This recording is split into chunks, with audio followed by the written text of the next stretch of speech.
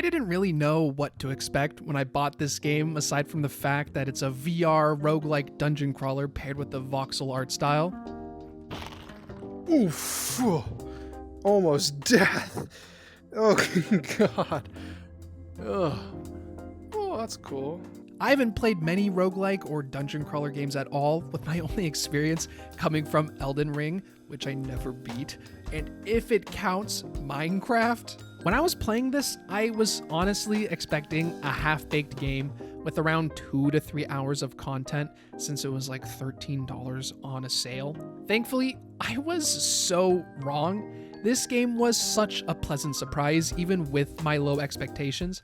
I don't usually play dungeon crawlers because of their repetitive nature, which can sometimes come off as boring, but this game helped me understand why some people actually like the genre. This game is very polished, and I was, and currently still am, amazed by the attention to detail the developers put into the game. That is so cool. Oh, fuck! Oh. What is it?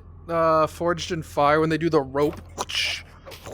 In games, and especially VR games, having the ability to break crates or cut grass is just something you don't usually get.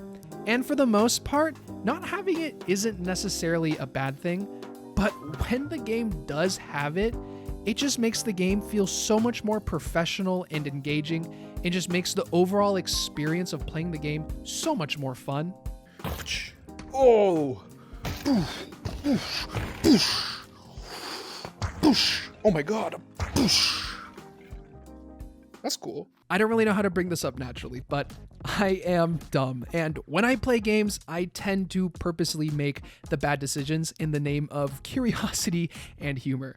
And I am at a point where I'm conditioned to commit random acts of violence, like me trying to hurt random NPCs. And usually nothing happens. But this game caught me so off guard when they actually punished me for doing something stupid. Yo, what's up, homie? Who are you and how much money do I have? I got 29. 20? 60? Can I kill you? Oh, what did I do?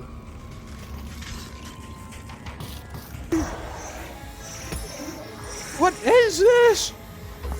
I'm sorry! I'm sorry! No! Damn it. I don't know if I've been spoiled by Blade and Sorcery, but when a game doesn't have a physics engine like Blade and Sorcery, I tend to dislike the combat. And even though this game didn't have the engine of Blade and Sorcery, I still thought the melee was very satisfying. I don't know how to describe it, but it just felt really good. There's so many!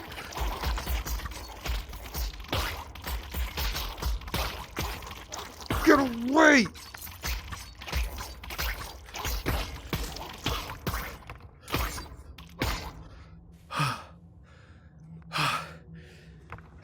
Aside from the sword, you also have a throwing knife, which I do think is better than the sword.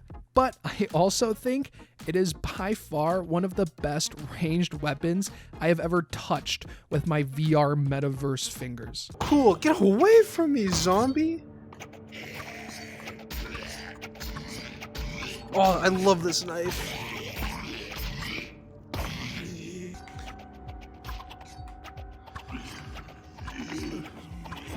If you haven't seen my last video about Into the Radius, and you should go look at it, you would know I get very scared.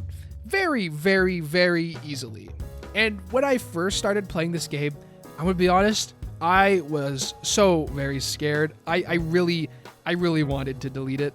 The sounds these guys make just don't feel good.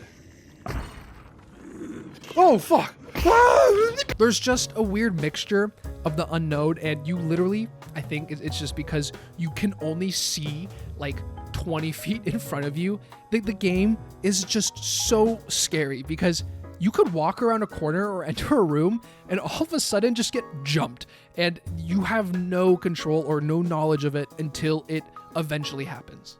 As I somewhat mentioned earlier, a lot of VR games, especially those in the $10 to $20 range, take usually 2 to 3 hours to beat, which I think is criminally short. But when it comes to Ancient Dungeon VR, I'm gonna be honest, I have absolutely no idea how long it's gonna take for me to beat this game.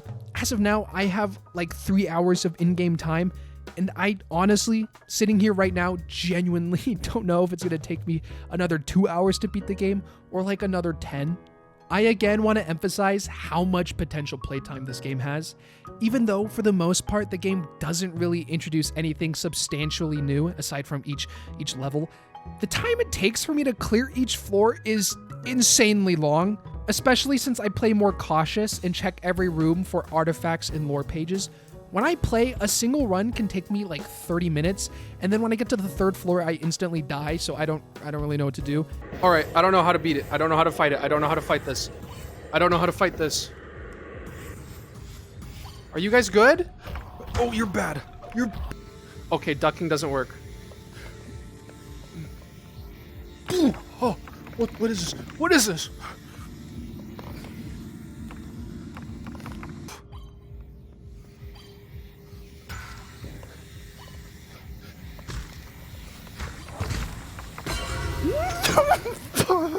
And so after about an hour, which is like 2 runs, I eventually just get exhausted from standing and then get off. And because of this, I just don't know when I'm going to beat this game. Also, I didn't even know this until literally right now, but apparently this game is getting a multiplayer this year. I saw a teaser for it on their YouTube channel and it honestly seems really fun.